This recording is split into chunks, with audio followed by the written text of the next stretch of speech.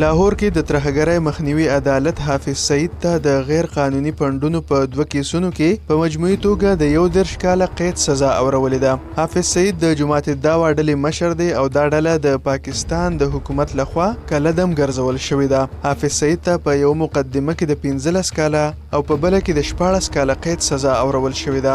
دغه رنګ په سزاګانو کې 3,80,000 روپۍ جرمانه هم شامله ده. د حافظ سعید په ضد د پنجاب صوبې د ترهګرۍ ضد ادارې CTD مقدمې جوړې کړې وې.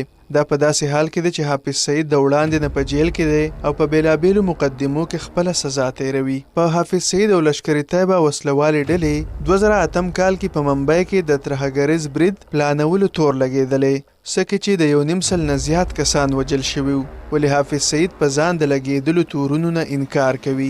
امریکا د ممبئی برید وروسته د حافظ سعید د گرفتارۍ او سزا لپاره د هغه په اړه د معلوماتو ورکولو په سر د 10 میلیونه ډالرو انعام هم ایښی و. د حافظ سعید په ضد عدالتي کاروایی د فاینانشل ایکشن ټاسک فورس یا FATF د فشار په نتیجه کې کیږي. پاکستان له 2018 کال راهیسې د FATF په ګری لیسټ کې دی. د ناقانونه پیسو د سار نړیوالې ادارې FATF په وروستي ځل د 2022 کال د مارچ په 4مه نیټه پریکړه کړې وه چې پاکستان به لا هم په خپل ګری لیسټ کې وساتي.